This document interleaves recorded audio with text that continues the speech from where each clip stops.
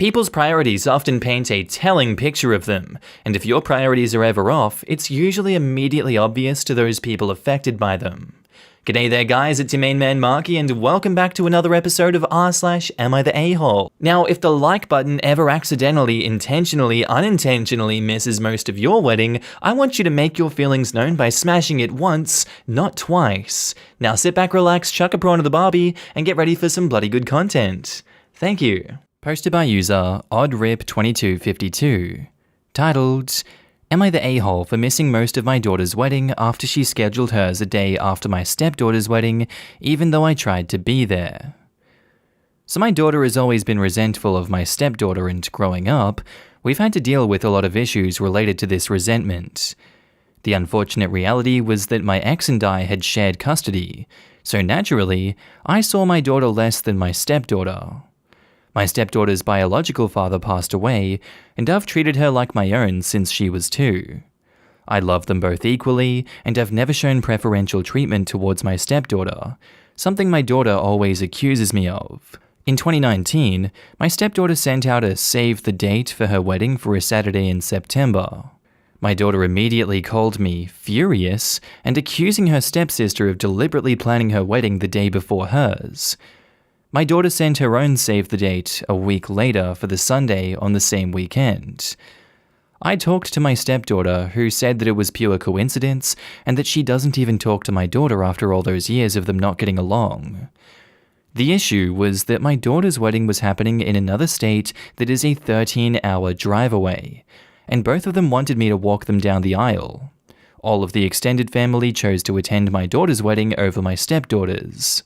I did the math, and I calculated that if I left my stepdaughter's wedding at 10 p.m. and drove through the night, I'd make it with 2 hours to freshen up and get ready. Unfortunately, I got lost along the way, plus traffic, and I missed the actual wedding ceremony. My daughter's stepfather ended up walking her down the aisle by himself. I feel like I tried my best to make both my children happy, but I failed one of them completely. My stepdaughter and her husband have been attacked on Facebook by my daughter's friends, who are claiming that my stepdaughter planned it on purpose. And when I tried to clear up the situation, I was completely shut down. I gave my daughter and son-in-law an additional gift of money to go to Japan, which has always been their dream. It was a lot of money, but I hoped that it would be a sort of way for me to ask forgiveness. They had to postpone their trip because of the pandemic, but my daughter refuses to even consider any form of forgiveness. The few times she picks up my calls always ends with her bringing up the wedding and getting angry at me again. I was told by a few members of my family that I was the a-hole for not prioritizing my biological child's wedding and skipping my stepdaughter's wedding instead. Am I the a-hole? There is a lot to unpack here, but honestly, there's pretty much nothing that favors you in this. Your daughter announced her wedding date, and then your stepdaughter announced hers the day before. That just doesn't happen in reality unless someone's trying to screw the other one over. It just really doesn't. Coincidences like that do happen sometimes, but that's not realistic to think that that was, something random. I think your daughter sent her own save the date a week later for the Sunday on the same weekend as a test for you, to see who was the favorite daughter, because as you mentioned at the start of the post, your daughter has always been resentful of the stepdaughter growing up, and you've had to deal with a lot of issues related to that resentment. You've given us no reason to believe that resentment isn't alive and well to this day. And I believe you failed that test when you didn't show up for your own daughter's wedding. The fact that you left 2 hours leeway to get a 13-hour drive done after an entire day of wedding just to go to another one and looked like a bloody zombie walking down the aisle just shows you sucked at planning this and you put your stepdaughter above your daughter. The only one who doesn't suck in this situation is your daughter, because your stepdaughter had the ability to be like, hey, let's accommodate for the daughter, let's make sure her wedding isn't screwed over. Thank you for coming to my wedding, let's let you leave earlier.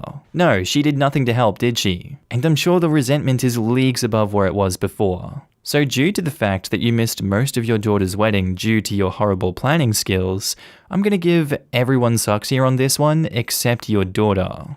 Now in the comments, Oil See You Later says, Info. Was your first time hearing about these weddings the day you received the save the dates? Did neither of your daughters share possible dates with you beforehand? Was your daughter invited to stepdaughter's wedding? And why didn't you leave until 10 p.m.? OP replies, yes, I didn't know about dates until my stepdaughter announced hers. My daughter was invited to stepdaughter's wedding, but obviously she couldn't attend. And now I'm regretting not leaving earlier.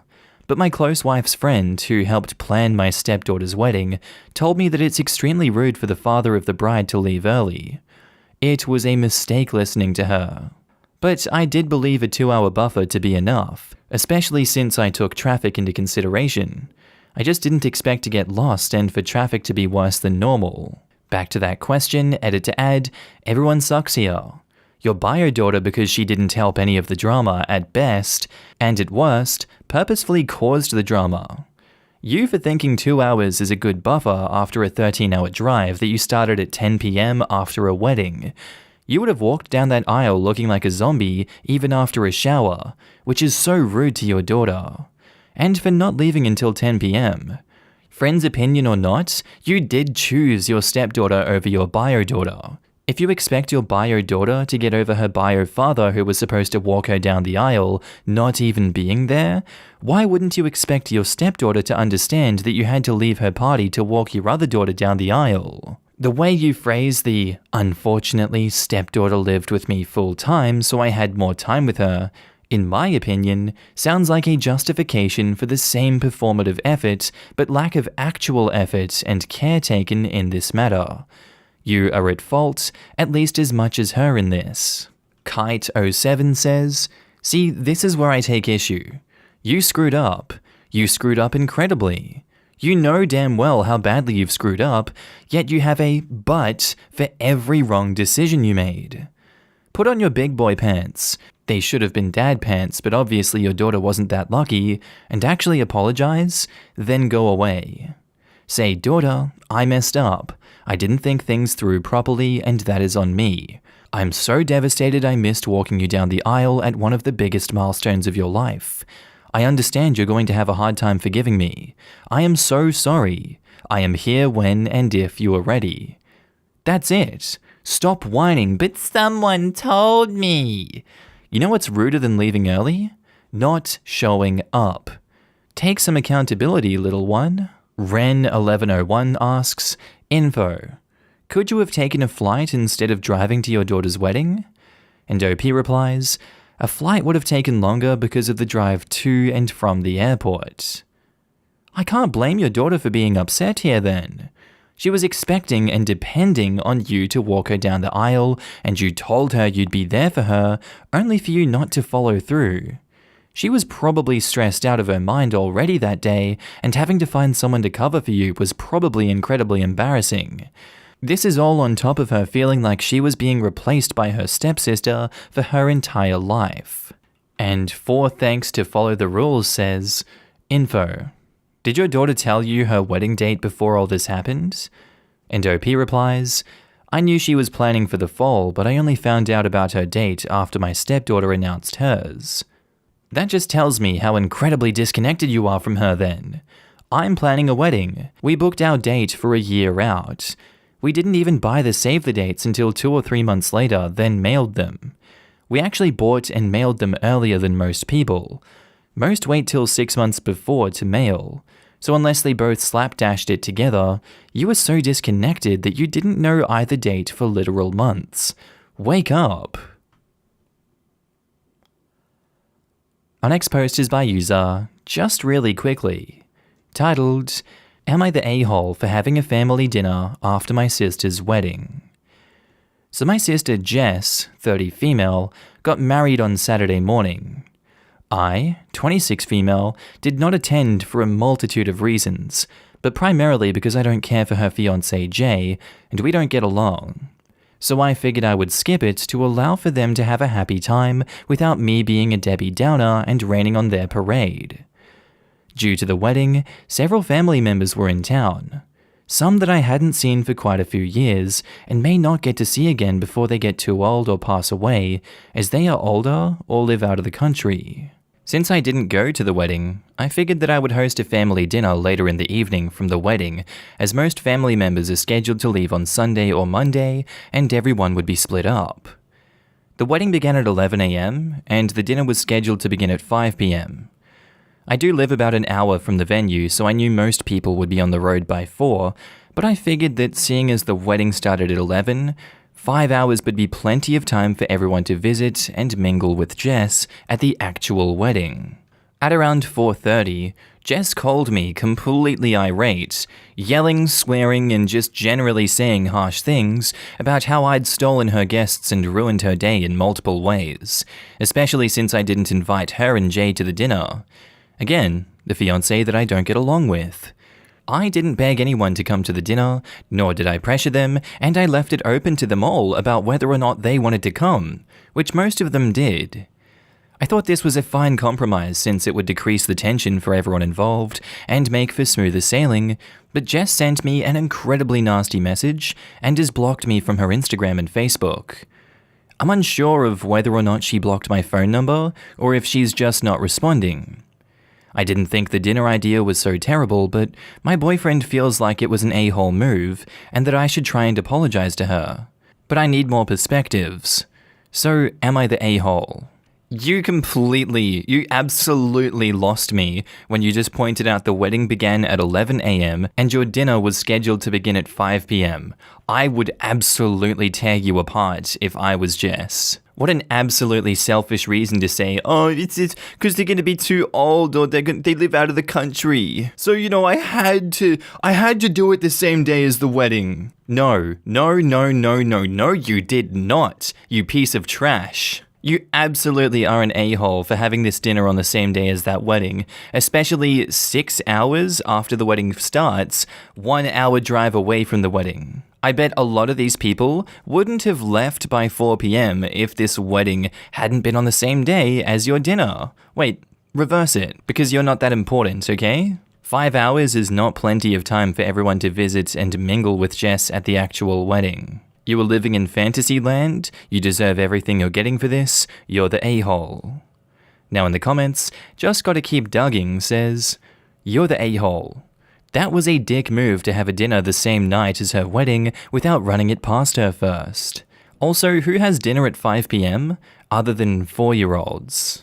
The early bird poaches the wedding guests. Kalkiki comments, quote, allow for them to have happy time without me being a Debbie Downer and raining on their parade? No, you didn't rain on their parade.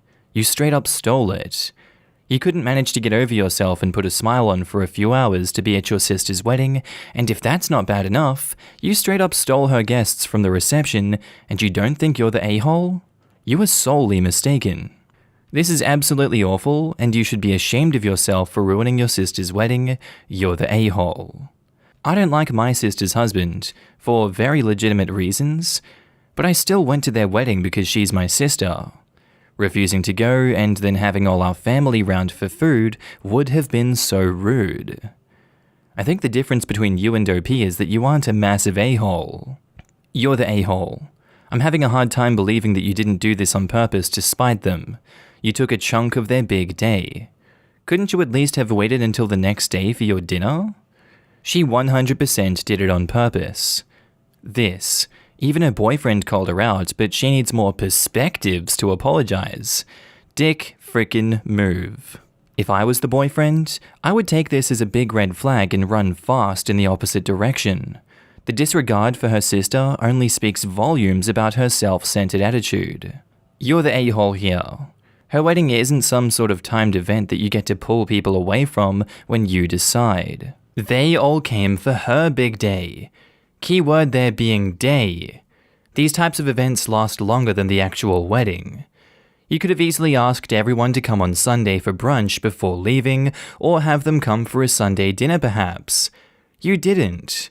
Instead, you chose to impose on her big day for no real reason. She should be mad at you. And Paper Cardboard Mud says, yes, you're the a-hole. You couldn't just get along with the guy for one day? It's not like you even would have to talk to him all that much. And then at the wedding, you would have gotten to see all the people.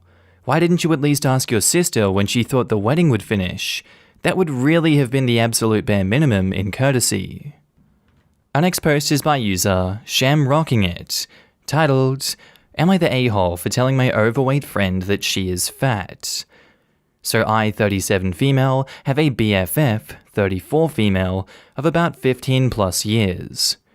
We met shortly after high school, were roommates for a few years, and even though we don't live in the same city anymore, we talk and video chat several times a week. As restrictions have recently been lifted, she came for a visit. I have always been on the thin side and have been accused by others of having an eating disorder in the past. I have never had one. I recently learned I have an overactive thyroid, which may contribute to my ability to not gain or retain much weight. On the other end of the scale, she has always been a bigger girl and has had trouble losing weight and keeping it off for any length of time. She has always commented on my weight throughout the years, like, "You're so skinny, you need to put some meat on your bones, dogs like bones, men don't, etc, etc. Never eat a sandwich because while living with me, realized I eat the average amount. 3 meals a day plus snacks. We both have 2 kids similar in age. I lost the baby weight within a few months. 6 years later, she hasn't and is still above her pre-baby weight. I have never commented on her weight because I know it's a sensitive subject for her. As of her last visit, she said things that were very hurtful to me in proximity to my weight. Things like, "I look disgusting, my bones stick out, I couldn't imagine being with someone as thin as you, etc. I'm technically underweight if you follow the BMI and height scale. This is where I may be the a-hole because I kind of lost it and started saying a lot of negative comments about her body. It must have been hard to wash all those folds, that maybe more men would be interested in her if she lost a few pounds, and a few other comments that I'm not proud of. She said that I was being cruel and fat-shaming and hasn't spoken to me since. I asked her why it was okay for her to comment on my body repeatedly, but not for me to comment on hers. I have apologized for what I said because I do feel it was cruel, but I stand by my point of if you can't take it, don't dish it out. Edit. I realize I was out of line. She is not a toxic friend. Completely the opposite, body issues aside. She has supported me through everything, helped me leave a bad relationship, took in me and my kids, helped me get on my feet. I don't know if I would even be here to write this without her. All friends have hiccups, and I shouldn't have said what I said, but I do feel like I made a point. I did apologize right away, and after some time, she did too. She didn't realize that it affected me the way it did, and perhaps I was too nonchalant about approaching it in the past. We are back on good footing and have made a point not to bring up each other's weights unless in a positive light. I feel like this isn't too controversial an opinion, but perhaps it will be. Not the a-hole, and she deserved to be called that after mistreating you for so long. I understand you're backing it up with the fact that she's completely the opposite of a toxic friend. She's supported you through everything, she's helped you so much, there are lots of redeeming qualities. That's amazing, and thank God that you have someone like that in your life. But she's been taking her insecurities out on you for at least the last 6 years that you've been friends. But you've been together for at least 15 plus years, as you said at the top of the post. But you also say that she's always commented on your weight throughout the years. She's just normalized her abuse on you for 15 plus years. That's not okay. You've just continued to take it for 15 plus years and of course you're going to say it's not that bad. It's just her insecurities, it doesn't hurt me, I swear to God it doesn't hurt me. But that would hurt me. I would be hurt if I continually got those comments and she never apologized for it until you lashed out. There are no mentions of previous apologies from this woman until this point. Yes, your words were socially unacceptable, but you dished out much less than she dished out on you. Eye for an eye is not the answer, but to do the same to her, you'd have to fat shame her constantly for the next 15 plus years, and that's not a good look either. She may be a good friend in every other aspect, but she is definitely the asshole in this situation. By the sounds of it, you've never broken down to her words before, but the one time you say these things, she falls over. Weak. She is weak, abusive, and manipulative in terms of her insecurities being pushed onto you. It does hurt to say these things, absolutely, but she deserved it. She deserved to have that said to her so she knows how it feels. Not the a-hole OP. Now in the comments, Slydog4100 says, "Everyone sucks here. You went low, and I get why you did, but you should have put an end to the comments way before you fell to her level. And she's the a-hole for projecting her insecurities onto you. This, she's definitely insecure and jealous of your body, and her comments were also cruel. And that doesn't mean being cruel in return isn't also bad. If you have truly apologized, you have done all you can do. Frankly, I would question whether repairing the relationship is worth it. It cuts both ways. If your friend thinks it's okay to come out of nowhere and blindside you, she needs to expect some pushback. I always say, it's not a war unless we fight back. I would offer an olive branch and leave it at that. It's all about boundaries. Not a Girl 77 says, she's not your friend. No wonder you lost it. Years of nasty comments about your body? It would drive anyone over the edge. Not the a-hole. As an overweight individual who gained weight after my pregnancies and struggled for years to lose weight, I agree. Sometimes you gotta hit hard where it hurts to get people to back off. It's unfortunate, but the friend started it and shouldn't have made nasty comments about a friend of 15 plus years. Thin people have feelings too, and it isn't nice to make such horrible comments about their weight. She maybe could have been more tactful in her approach, but I'd probably react the same, and have, with people who just don't get it. Everyone has a breaking point, and OP reached hers. However, if OP wishes to maintain and preserve this friendship, she's going to have a talk with her friend. Not the a-hole. Not the a-hole. I am underweight as well and trying to fix it. She needs to understand that people can be body shamed in other ways than fat shaming, and it's just as hurtful. Alright guys, that's the end of the video. Friendly reminder that I'm now posting daily on my second channel, Markee 2. If you want to laugh at memes with me, link is down in the description below. On phone, you just click that little arrow underneath the video. I also want to say thank you to all my channel members and Patreon subscribers. Your names are currently floating down the screen here, and I love to see all of you guys. Thank you for joining me on this journey. Thank you for supporting me. I really appreciate it. If you see yourself on screen, I want you to give yourself a big pat on the back for being amazing as always, and thank you for supporting me again. I do hope that you guys have a good day, night, sleep, whatever it is you're up to. I'll see you in the next video. Bye.